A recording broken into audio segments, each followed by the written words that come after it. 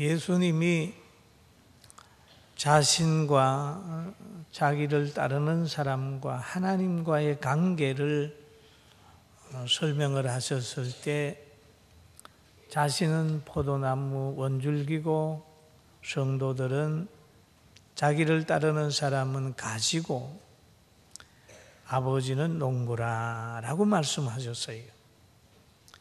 그러면 이 세 가지는 떨어질래야 떨어질 수가 없는 겁니다. 다른 밭에는 몰라도 포도밭에 가면 농부의 수고가 가장 많이 있는 곳이 포도밭입니다.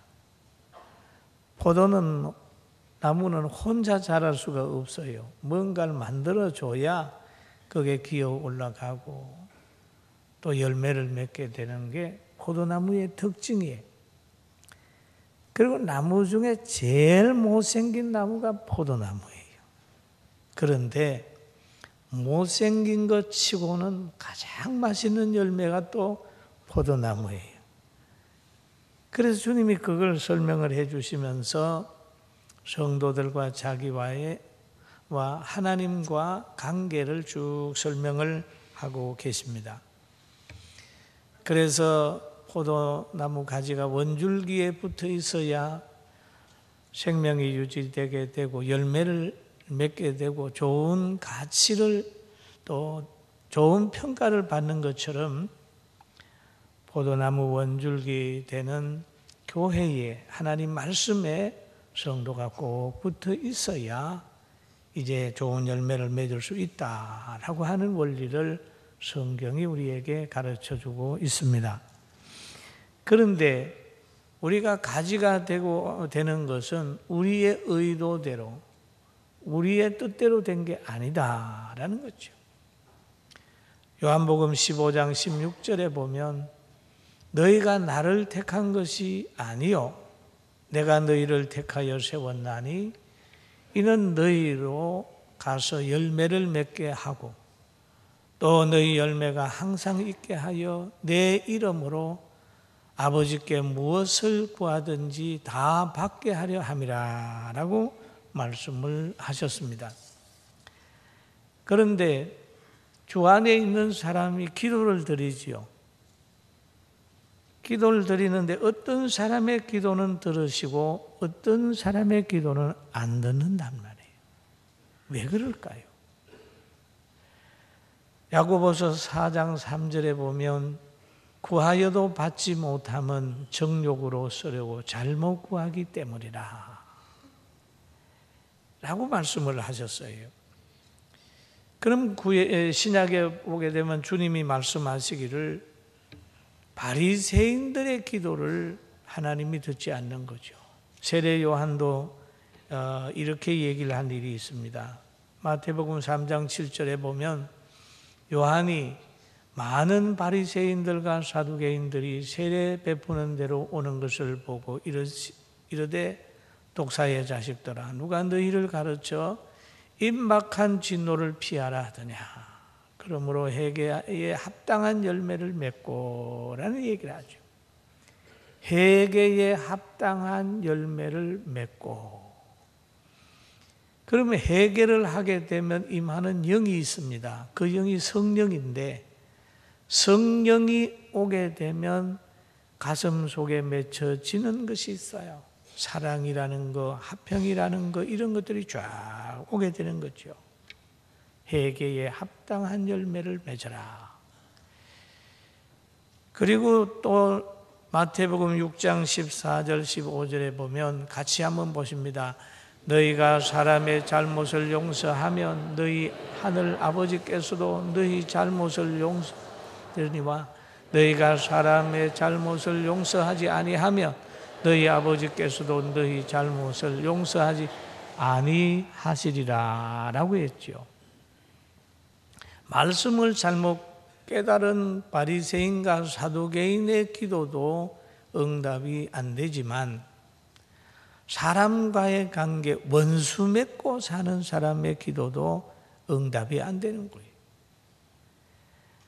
사람의 가시를 용서하지 못하고는 사람이 있습니다. 항상 가슴에 정오심만 불태우는 사람이 있어요. 그런데 너희가 남의 가시를 용서하면 나도 너의 가시를 용서한다라고 했습니다. 오늘 예배드리고 난 후에 형제들과의 관계, 이웃과의 관계, 성도와의 관계, 가정에서도 원수진 사람이 혹 있고 미워하는 사람이 있거든 사랑으로 바꾸시길 주의 이름으로 축원합니다. 아멘. 그게 기도가 응답이 되는데 가장 중요한 거다. 우리가 기도하기 전에 자기의 심령 상태를 돌아보는 것이 지혜로운 자의 상태지요. 하나님 앞에 서는 자는 우리가 하나님이 기뻐하는 몸가짐을 가져야 되는 거죠. 예복을 입어야 된다 그럽니다. 어디 가면 안내자의 옷차림이 있고 또 파티에 참석하면 파티 참석하는 사람의 옷차림이 있습니다. 또 어떻게 이방인들도 보면은 제주의 옷차림이 있고 참석하는 사람의 옷차림도 있습니다. 그런 것처럼 하나님 앞에 설 때에 우리의 자세는 어떻게 돼야 되는가 하는 걸 성경이 얘기를 합니다. 계시록 19장 13절에 보니까 또 그가 피 뿌림을 입었는데 그 이름은 하나님의 말씀이라 칭하더라. 그래. 하나님의 말씀이라 칭하더라. 그럼 이 하나님의 말씀은 뭡니까? 로고스지요. 그럼 이 땅에 오신 예수 그리스도의 모든 거지요. 하나님의 말씀을 입었다. 말씀이라 칭하더라. 그런데 그 말씀과 동행하고 또 가까이 하는 사람들 보면 계시록 19장 14절에 이렇게 기록이 되어 있습니다. 하늘에 있는 군대들이 쉬고 깨끗한 뭘 입었다고 그랬죠? 세마포 옷을 입고 백마를 타고 그를 따르더라 라고 했어요. 하늘에 있는 군대들이 쉬고 깨끗한 세마포를 입고 백마를 타고 그를 따랐다. 그런데 그 세마포가 무엇일까요? 계시록 19장 8절에 보니까 그에게 빛나고 깨끗한 세마포 옷을 입도록 허락하셨으니 이 세마포 옷은 성도들의 옳은 행실이로다 하더라. 그럼 우리가 하나님 앞에 나올 때에 좋은 옷으로 가운으로 자기를 단장하는 것보다는 옳은 행실이다. 하나님 앞에 옳은 행실은 뭐냐? 하나님의 말씀에 순종하는 삶이요, 서로 사랑하는 삶이요, 부부간에는 오래오래 검은 머리 하얗게 바래도록 같이 사랑하며 사는 거지요. 옳은 행실이다. 성도에 걸맞는 삶이 있어야 된다라는 얘기. 마태복음 5장 14절에 이렇게 말하지요. 너희의 존재가 얼마나 귀한지 아냐는 말이죠. 너희는 세상의 빛이라. 산 위에 있는 동네가 숨기지 못할 것이요. 너희가 세상의 빛이고 산 위에 있는 동네다.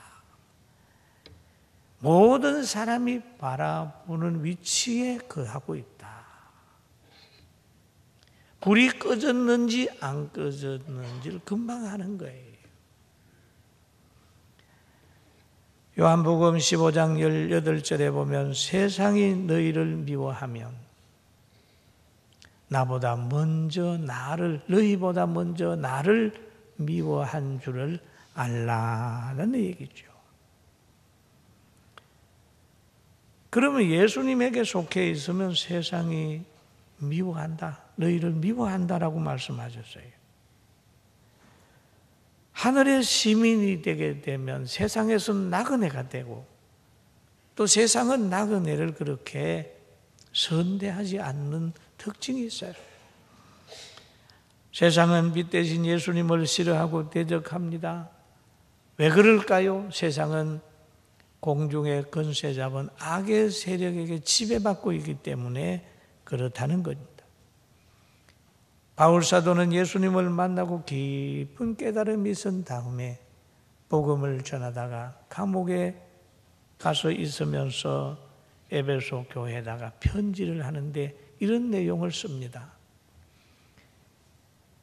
그는 허물과 죄로 죽었던 너희를 살려셨도다. 그때에 너희는 그 가운데서 행하여 이 세상의 풍조를 따르고 공중의 권세 잡은 자를 따랐으니 곧 지금 불순종의 아들들 가운데 역사하는 영이라. 전에는 우리도 다 그 가운데서 우리의 육체의 욕심을 따라 지내며 육체와 마음이 원하는 것을 하여 다른 이들과 같이 본질상 진노의 자녀였더니 라고 얘기를 합니다. 그러면 바울 사도 말하기를 믿기 전의 상태는 세상의 풍조를 따르고 공중의 권세 잡은 그 악령의 지배를 받고 있다. 진노하는 위치에 있었다. 육체와 마음이 원하는 것을 그대로 행함으로 진노의 자식 속에 있었다라고 얘기를 합니다. 그런데 하나님께서 선택을 해가지고 살려냈다. 에베소 2장 8절에서 10절 보면 너희는 그렇게 얘기를 하죠. 같이 봅니다. 너희는 그 은혜에 의하여 믿음으로 말미암아 구원을 받았으니 그것은 너희에게서 난 것이 아니요 하나님의 선물이라. 행위에서 난 것이 아니니 이는 누구든지 자랑하지 못하게 하려 함이라. 그랬죠. 자랑하지 못하게 하려 함이라 그랬습니다. 우리가 자랑하지 못하는 게 몇 가지가 있어요. 여러분 잘생긴 사람도요 그렇게 자랑할 거 없습니다. 자기 노력도 아닌데 뭘 자랑을 합니까? 잘생긴 사람은 감사합니다. 감사합니다. 그래야 되는 거죠. 그러나 또 뭐 이렇게 수술을 해서 잘생긴 거는 그건 뭐 자기 실력으로 뭐 아니면 의사 실력으로 해서 좀 유익해 하니까 그 좀 자랑을 해도 되겠지만은 잘생기고 키 크고 하는 것은 하나님의 은혜예요. 아이 나는 남자로 태어났으니까 내가 얼마나 유명해. 그래서도 안 되는 거예요. 태어날 때도 다 하나님의 절대 주권 속에서 되는 거잖아요. 구원 역시도 죽은 상태에서 예수 그리스도를 살려주는 것도 하나님의 은혜이기 때문에 자랑할 것이 아무것도 없고 예배드리면서 감사하는 것밖에 없어요. 할렐루야. 그리고 또 보게 되면은 자랑할 것이 없다라는 얘기를 하지요. 은혜 받고 구원받아 자녀의 신분이 됐어요. 하늘의 시민이 됐습니다. 그럼 하나님 앞에 보호받는 특권을 가진 사람이 된 거예요. 특권을 가졌는데 세상에서는 미움받는 거예요. 여러분 구약의 선지자 엘리야 보세요. 기도하면 하나님이 들어주셨어요. 하나님이 동행했어요. 그런데 아합과 이세벨에게는 얼마나 미움을 받았는지 이세벨은 말하기를 엘리야를 죽이겠다라고 얘기를 하잖아요. 하나님으로부터는 엄청난 능력을 받았는데 세상에 속한 왕에게는 엄청난 대적을 받은 겁니다. 사랑하는 성도 여러분, 우리가 그 이유 없이 까닭 없이 욕하는 사람, 까닭 없이 움직이는 그 사람에게 꼭 흡설려 있지 말고 성경 보면서 주님 닮고 인내하게 되기를 주의 이름으로 축원합니다. 아멘. 우리가 명분을 얻기 위해서 선을 행하지 맙시다. 사람에게 박수 받으려고도 선을 행하지 말고 하나님께서 우리에게 맡겼으니 누가 알아주듯 안 알아주듯 복지하고 사랑 실천하고 복음 전하고 주님 말씀하신 대로 의를 위하여 박해를 받는 자는 복이 있나니 천국이 저희 것임이라 하셨으니 이 마음 가지고 열심히 행복하게 살기를 주님의 이름으로 축원합니다. 그럼 우리가 까닭 없이 미움을 받을 때에 어떻게 해야 될까요? 인간의 이성으로는 도저히 이길 수가 없어요. 넘어갈 수가 없어요. 그러나 성령을 받으면 모든 걸 다 이기고 인내하고 넘어갈 수 있어요. 할렐루야.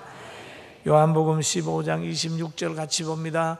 내가 아버지께로부터 너희에게 보낼 보혜사 곧 아버지께로부터 나오시는 진리의 성령이 오실 때에 그가 너희를 증언하실 것이요 너희도 처음부터 나와 함께 있으므로 증언하느니라. 진리의 성령님이 오시면 증언한다. 진리의 성령님이 오시면 열매 맺을 수 있다. 전도의 열매 맺을 수 있고 주의 증언이 될 수 있다. 예수님의 제자들이 오순절 마가의 다락방에서 성령을 받음으로 인하여 증언이 더. 여러분 성령을 받게 되면 분별력이 생겨요. 그런데 분별력을 갖지 못하면 신앙생활하는데 참 어렵습니다. 왜 그럴까요? 아가서 2장 15절에 보면 가끔 이런 현상이 나타나기 때문입니다. 같이 봅니다. 우리를 위하여 여우 곧 포도원에 작은 여우를 잡아라. 우리의 포도원에 꽃이 피었느니라. 여우가 포도원에 들어온단 말이에요. 작은 여우가 꽃을 떨어지게 하는 거예요. 이건 뭡니까? 성령의 역사하심으로 잡아야 돼요. 우리 한번 옆에 사람 보고 얘기를 해봅시다. 포도원을 허는 작은 여우를 잡읍시다. 요게 어디에 들어오면 가슴에도 들어오거든요. 가정에도 들어오거든요. 교회도 들어오거든요. 꽃이 펴야 열매를 맺을 텐데 성도들 간에 자꾸 이간시키는 거예요. 하나님 말씀을 믿지 못하게 하는 거예요. 좋은 것은 숨기고 나쁜 것만 얘기하는 거예요. 이 포도원에 들어오는 여우, 이 여우가 포도원에 열매 맺지 못하도록 너무 많이 돌아다녀요. 이 포도원에 허는 여우를 잘 잡는 복을 받게 되길 주님의 이름으로 축원합니다. 그리고 우리는 하나님을 믿어야 평강이 있습니다. 평강이 있습니다. 병원에 가셔서요, 의사를 믿을 때 마취를 허락을 하는 거예요. 의사를 믿을 때에 수술을 허락하는 겁니다. 이 의사가 나의 암병이나 나의 맹장이나 나의 이걸 치료해 주겠지라고 하는 그런 믿음이 생길 때 편안하게 수술대에 올라갈 수 있어요. 그런 것처럼 역사의 수레바퀴를 돌리시고 우리의 가정을 인도하시는 하나님을 믿을 때 어떤 환경이 오더라도 하나님께서 나에게 선한 길로 인도하겠지 하고 믿음 생활하는 사람은 바울사도처럼 항상 기뻐하고 쉬지 말고 기도하고 범사에 감사할 수 있는 심성이 생겨요. 할렐루야. 능력이 생기는 겁니다. 능력이 생기는 거예요.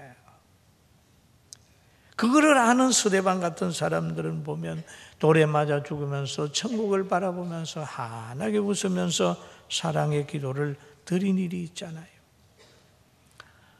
성령의 능력은 초월적인 하나님을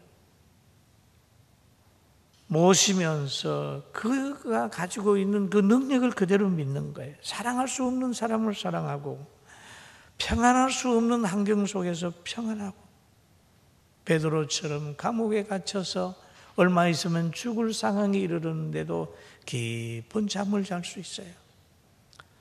사랑하는 성도 여러분, 우울증이나 이런 데 시달리지 말고 모든 걸 하나님께 맡기고 담잠 자고 행복하기를 주의 이름으로 축원합니다. 축원합니다. 축원합니다. 하나님을 믿는 믿음은 그런 거예요. 신앙생활 하는 것은 자신에게 유익합니다. 부부간에 오면서 내 오늘 교회 가준다, 나 속썩이면 교회 안 가, 이게 아니잖아요. 여러분, 신앙생활 하는 건 자기에게 유익이 있는 거예요. 농부가 김 메고 씨 뿌리고 김 메고 밭 갈고 하는 거는 뭐를 위해서, 곡식을 위해 합니까? 아니잖아요. 자신을 위해 하는 거예요. 전도하고 열심히 사는 거, 나중에 가보면은 하늘에서 별과 같이 빛나는 그런 축복이 그에게 오는 거지 않습니까? 회개하면은 누구에게 좋나요? 자신에게 좋잖아요. 자신에게 신비스러운 사랑이 임하게 되고, 믿음이 임하게 되고, 온유가 임하게 되고, 가정을 화목하게 만들 수 있잖아요. 성령 받으면 어떨까요? 온 유대와 사마리아와 땅끝까지 이르러내 증인이 되는 그런 하나님의 그것을, 뜻을 맡기신 일을 실천할 수 있잖아요. 여러분, 좋은 교회 찾아다니지 마십시오. 좋은 교회를 만드세요. 아멘. 좋은 교회 찾아다니지 말고 좋은 교회를 만들어요. 멋있는 남편 찾아다니는 것보다 남편을 멋있게 만들어요. 제가 어제 그저께 부곡을 갔는데요. 부곡. 어떤 두 분이 다 걸어가는 걸 봤어요. 이 남자분은 금지와 약지 사이에 담배를 탁 꽂고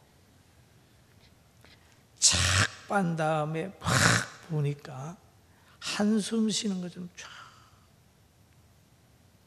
그러면서 이렇게 가는, 옆에는 여자분은 너무너무 고민스러운 얼굴로, 얼굴이 주름살이 이렇게 박고랑처럼 가요. 허름한 가방을 들고 옆에 가고요. 두 사람의 얼굴을 번갈라서 제가 보면서 저 사람들 뭔 일이 저렇게 안 풀릴까?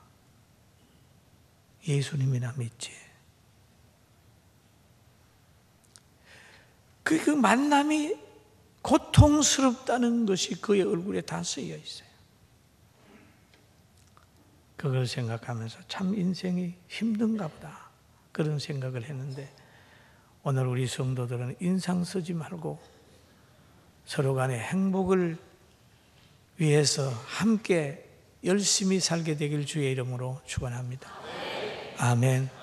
그래서 제가 집에 와서 우리 집사람 얼굴을 이렇게 봤어요. 그 여자분처럼 얼굴이 저렇게 불안한가 봤더니 조금 낫더라고요. 좋은 교회를 찾으려고 하는 것보다 좋은 교회를 만들어요. 좋은 친구를 찾아다니지 말고 내가 좋은 친구가 다른 사람에게 되어주는 거예요. 사랑받으려고 몸부림치지 말고 내 사랑이 필요한 사람을 한번 찾아보세요. 그러면 사랑을 받는 즐거움보다 하는 즐거움이 훨씬 더 행복합니다. 할렐루야.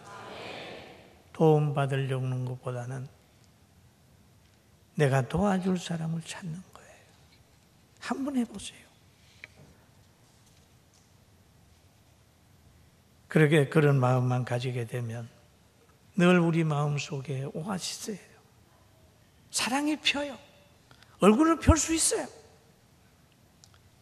그리고 아무리 누가 뭐라 그래라도 예수님 생각하면, 십자가 생각하면, 군중들이 예수님을 보고 십자가 달라고 막 웃은 걸 보면 다 극복할 수 있어요. 여러분을 향해서 군중들이 손가락질 안 하잖아요. 주님처럼 억울한 일을 안 당했잖아요. 사랑하는 성도 여러분, 왜 이유 없이 미움을 받는가? 라고 하는 누가 물어보면 내가 주님 가신 길 따라가기 때문에 일을 잘하고 주님 같은 사상을 가지고 있으면서도 미움을 받는다. 생각하고 인내하고 신앙생활하기를 주의 이름으로 축원합니다.